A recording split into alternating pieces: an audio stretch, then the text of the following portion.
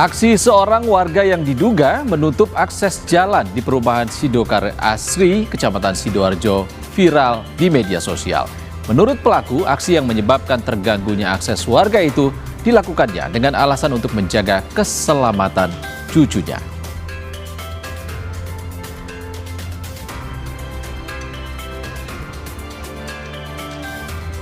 Hujan deras membuat ratusan rumah di dua kelurahan di Kecamatan Sungai Serut, Kota Bengkulu terendam banjir. Ketinggian banjir bervariasi mulai dari 1,5 meter hingga 2 meter.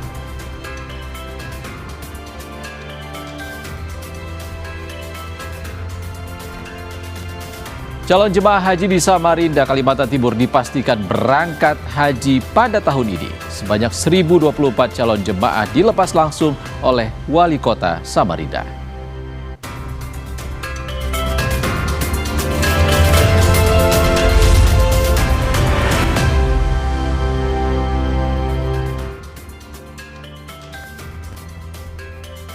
Selamat sore saudara, selain 3 sorotan utama tadi, beragam kabar dari sejumlah daerah di tanah air akan kami hadirkan untuk Anda selama 30 menit ke depan. Bersama saya, Ihsan Sitorus. Inilah Indonesia Update selengkapnya.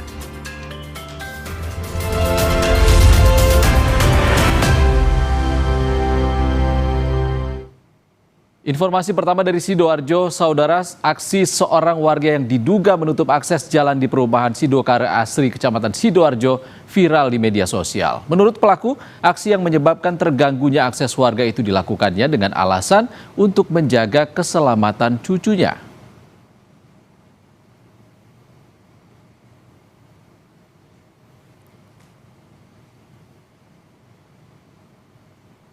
Saudara, inilah rekaman CCTV yang hingga kini viral di media sosial. Nampak salah seorang warga diduga dengan sengaja menutup sebagian jalan perumahan Sidokare Asri dengan menggunakan pelang dan jemuran agar pengguna jalan mencari jalan alternatif lain. Menurut pelaku, aksi penutupan sebagian jalan yang dilakukannya itu bukan untuk menghalangi akses jalan, namun untuk memperlambat laju kendaraan saat melintas di depan rumahnya. Masuda berencana akan segera melaporkan penyebar video yang kini viral di media sosial ke Polresta Sidoarjo. Kayaknya saya tidak menjatuhkan tetangga sebelah. Dan saya punya pendirian sendiri dan berpendapat ada yang saya buatkan seperti pelang itu, tetangga saya berkenan. Dan saya sudah musyawarah dengan pengacara yang di belakang itu, Pak Joko. Udah apa-apa Pak, udah, bong itu bukan jalan umum. Gitu. Dan tujuan saya cuma seperti itu doang, mengantisipasi keselamatan cucu saya kalau keluar. Dari warga tersebut itu udah sering, tapi waktu itu memang terlalu, maksudnya nutupnya itu penuh gitu loh, jadi nggak bisa lewat dan akhirnya terjadi percecokan. Tadi malam udah ada mediasi dan udah rencananya besok udah diselesaikan sama pihak kelurahan. Kita bergeser ke Bengkulu, saudara. Hujan deras membuat ratusan rumah di dua kelurahan di Kecamatan Sungai Serut, Kota Bengkulu terendam banjir. Ketinggian banjir bervariasi mulai dari 1,5 meter hingga 2 meter. Ratusan rumah di Kelurahan Tanjung Jaya dan Tanjung Agung, Kecamatan Sungai Serut, Kota Bengkulu terendam banjir akibat luapan air sungai karena hujan deras. Warga pun terpaksa mengungsikan barang-barangnya ke tempat yang lebih aman. Sejumlah warga yang rumahnya terendam banjir terpaksa mengungsi. Ketinggian air bervariasi mulai dari 1,5 meter hingga 2 meter. Kondisi cuaca kelihatannya naik lagi karena informasi dari Tahu Penanjung, dari Sungai Tahu Penanjung, Sungai Besar itu yang tembus ke Muara Pasar Bengkulu itu airnya belum turun. Jadi perkiraan sampai malam nanti ini. Karena puncaknya di sini puncaknya. Sementara itu kabar haru datang dari Kabupaten Demak, Jawa Tengah, saudara. Di tengah musibah banjir akibat jebolnya tanggul Sungai Tungtang, 3 orang calon jemaah haji asal desa Trimulyo harus merelakan tempat tinggal mereka rata dengan tanah. Meski seluruh perlengkapan haji hanyut terbawa arus, hal itu tidak menyurutkan niat mereka untuk tetap berangkat ke Tanah Suci pada Mei mendatang.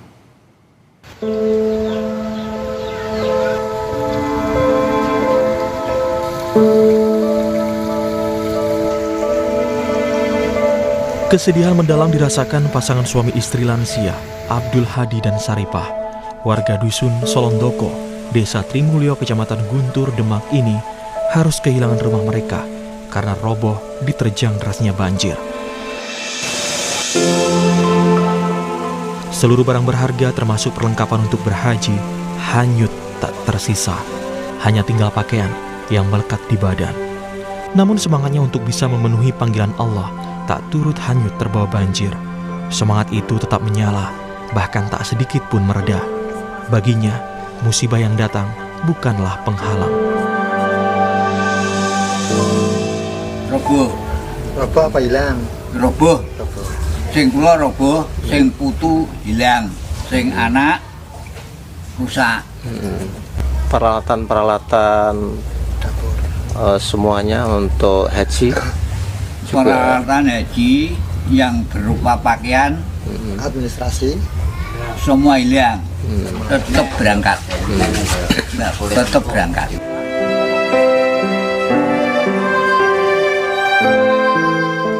Abdul Hadi rencananya akan berhaji bersama istri dan anak mereka. Saat ini, mereka mengungsi di Musola Baitul Rohim yang berlokasi tak jauh dari rumah mereka. Setelah menunggu selama 13 tahun dan sempat tertunda pandemi, mereka dijadwalkan berangkat pada 2 Mei 2026. Persoalan rumah mereka yang hanyut, mereka pasrahkan pada pemerintah dan keluarga di tanah air. Kalau masalah itu aman-aman aja, ntar ada yang ngurusin. Pihak terkait dan pasti yang ngurus. Kalau kami sudah pasrah masalah itu. semuanya hanyut, apa ada yang tersisa Pak? Hanyut semua. Semuanya. Terus perlengkapan haji itu gimana? Perlengkapan haji yang ntar diusahakan kalau sudah ini baik, diusahakan ntar. Untuk saat ini ya pokoknya yang pikiran tenang aja dulu, sehat juga kesehatan itu. Dengan kondisi seperti ini, apakah nanti tetap mau berangkat haji? Tetap berangkat haji. Berangkat. Harapan besar akan adanya perhatian dan bantuan dari pemerintah Kabupaten Demak maupun dinas terkait dinanti Abdul Hadi dan korban banjir lainnya. Terlebih, mereka kini sudah tidak lagi memiliki tempat tinggal dan perbekalan haji. Seluruh perlengkapan yang diberikan pemerintah maupun yang sudah dibeli secara pribadi kini hanyut oleh banjir. Namun kondisi yang menimpa mereka tak menyurutkan niat berhaji. Bagi keluarga Abdul Hadi maupun bagi 14 warga lainnya di Desa Trimulyo yang juga akan pergi memenuhi panggilan ilahi. Rifai Handoko, Kompas TV Demak, Jawa Tengah.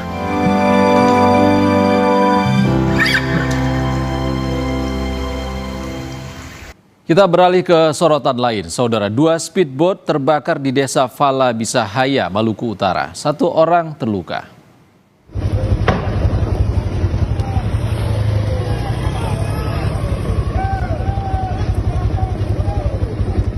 Api dan asap hitam membubung tinggi dari speedboat yang terbakar. Kejadian bermula saat salah satu ABK menyalakan mesin speedboat hingga muncul percikan api dari dalam palka yang bersebelahan dengan tangki bahan bakar. Sempat terjadi ledakan sebelum api membesar dan merembet ke speedboat lainnya. 1 unit mobil pemadam kebakaran dikerahkan untuk memadamkan kedua speedboat yang terbakar. 2 dari 3 orang yang berada dalam speed berhasil melompat ke laut sebelum terjadi ledakan, dan 1 orang yaitu korban itu sendiri terlambat keluar namun berhasil menyelamatkan diri meskipun mengalami luka bakar yang cukup parah. Bergeser ke Bengkulu, saudara, 2 orang nelayan di kota Bengkulu tenggelam usai perahu yang mereka tumpangi karam diterjang badai dan gelombang tinggi. 1 nelayan selamat, sementara 1 lainnya masih dalam pencarian. Tenggelamnya 2 orang nelayan yang mencari ikan di perairan pantai Pasir Putih terjadi akibat cuaca buruk. Kedua korban bernama Berry dan Ujang Sidik yang merupakan warga Kelurahan Lampuing, Kota Bengkulu. Nelayan bernama Berry berhasil selamat usai berenang ke tepian, sementara rekannya masih dinyatakan hilang.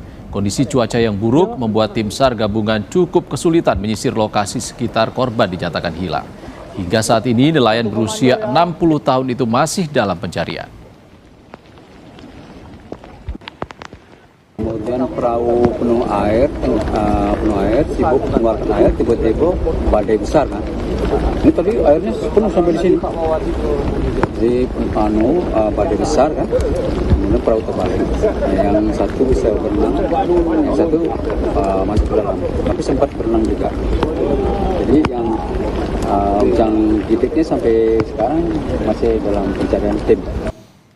Saudara, kepergian Mayor Infantri Anumerta Zulmi Aditya Iskandar menjadi duka bagi semua keluarga dan kerabat. Mantan komandan pun bercerita, almarhum Mayor Zulmi adalah pribadi yang baik dan berprestasi. Selengkapnya usai jeda, tetaplah bersama kami.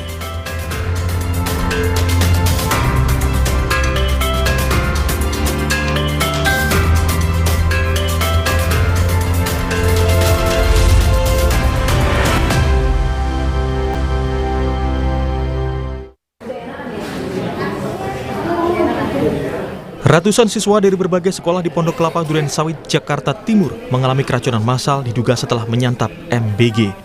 Gubernur DKI Jakarta Pramono Anung mengatakan 72 anak yang diduga mengalami keracunan kini masih menjalani perawatan di RSKD Durensawit, Rumah Sakit Islam Pondokopi, dan Rumah Sakit Harun. Seluruh biaya perawatan ditanggung BPJS dan Badan Gizi Nasional. Baik, dan saya tadi sudah melihat sebagian besar yang korban terdampak memang diduga dari makanan spaghetti, diduga. Tapi saya tidak mau berandai-andai, nanti biar laboratorium atau biar yang bertanggung jawab yang akan menyampaikan secara terbuka. Jadi penanganannya sudah, alhamdulillah, penanganan sudah berjalan dengan baik. Mudah-mudahan anak-anaknya segera sehat kembali. Terima kasih. Wassalamualaikum warahmatullahi wabarakatuh. Sejumlah sekolah di Jakarta Timur, siswanya diduga mengalami keracunan usai menyantap MBG.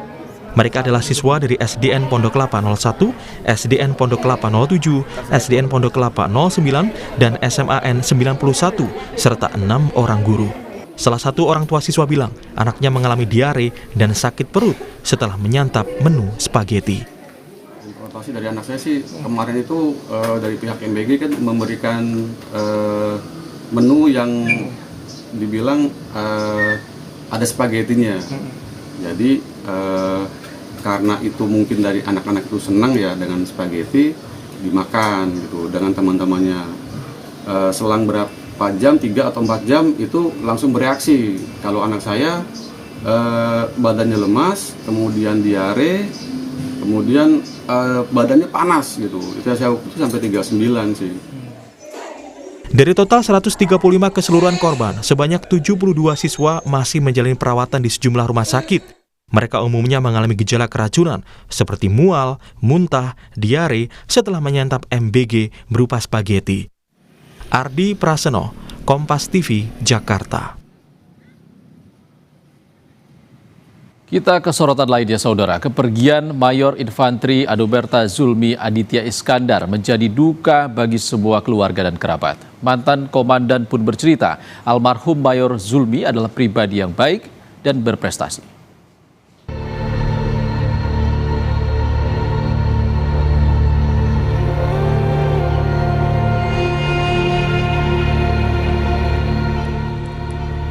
Mayor Infantri Anumerta Zulmi Aditya Iskandar gugur dalam menjalani tugasnya menjadi bagian dari misi perdamaian di Lebanon.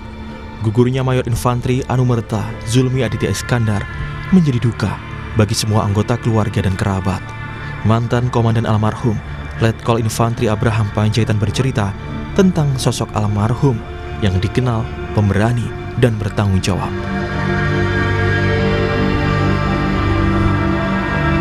Dan ini pada saat kali ini almarhum juga dipanggil oleh Tuhan Yang Maha Kuasa pada saat penugasannya di daerah Satgas Libanon, Unifil, di mana pada saat itu almarhum juga berusaha untuk melaksanakan evakuasi terhadap prajurit yang terlebih dahulu gugur. Dari situ kita bisa lihat bagaimana sifat tidak rela mengorbankan diri, kemudian berbuat yang terbaik untuk satuan.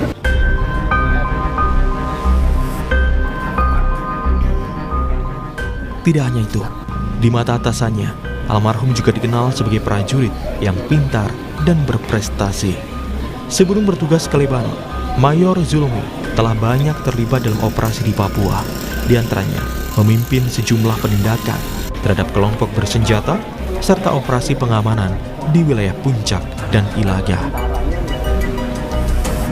Almarhum ini adalah suatu sosok yang patut dicontoh oleh pemuda bangsa kita, karena sejak usia dini dia benar-benar berjuang di daerah operasi di Papua, ya. Kemudian di mana di sana dia berkali-kali melaksanakan tindakan-tindakan ataupun aksi yang heroik, yang berkali-kali dia juga melaksanakan penyelamatan terhadap rekan-rekan prajurit yang terluka ataupun gugur. Sebagai pribadi, sang komandan mengenal almarhum sebagai sosok yang saleh dan menjadi teladan bagi prajurit yang lain. Dalam kesehariannya, almarhum kerap menunjukkan akhlak yang baik sebagai teladan. Dalam kehidupan seharian, almarhum ini sangat saleh dalam menjaga ibadahnya, kemudian menjadi panutan bagi anggota, bagi rekan-rekan perwira, dan khususnya pada saat saya menjabat jadi komandan, salah satu perwira yang selalu saya andalkan apabila ada tugas-tugas yang sulit. Dalam berbagai penugasan, Zulmi dikenal tangguh di medan berat, termasuk saat memimpin evakuasi dan bertahan dalam keterbatasan logistik. Pengabdian dan dedikasinya menjadikan almarhum sosok prajurit teladan yang akan selalu dikenang atas jasa dan pengorbanannya bagi bangsa dan negara. Tim Liputan Kompas TV Bandung, Jawa Barat.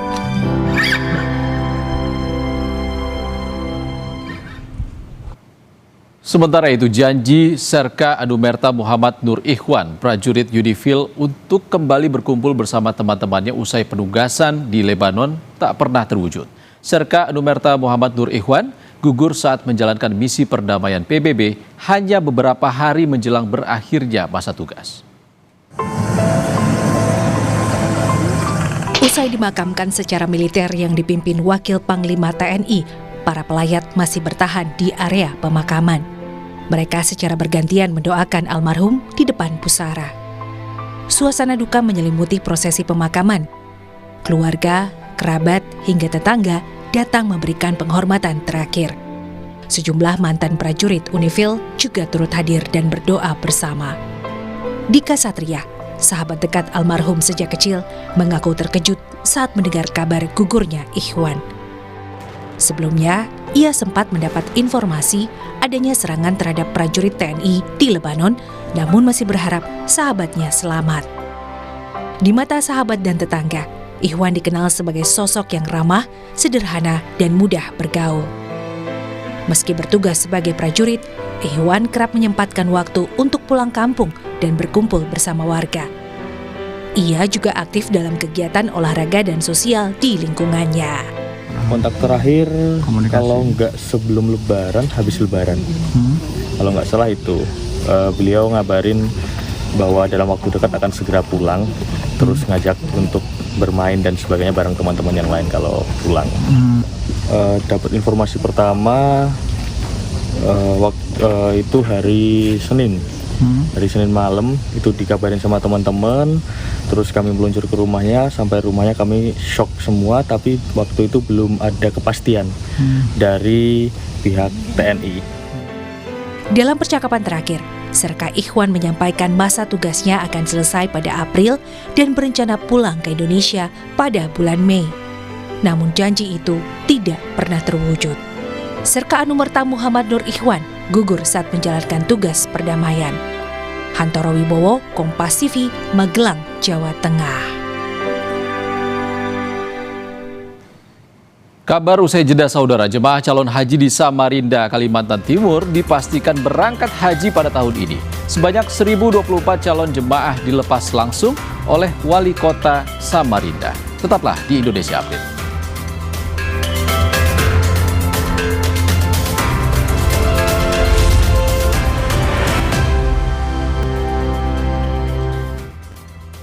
Kita tiba di paruh akhir Indonesia Update. Saudara, jemaah calon haji di Samarinda, Kalimantan Timur dipastikan berangkat haji pada tahun ini. Sebanyak 1.024 calon jemaah dilepas langsung oleh Wali Kota Samarinda.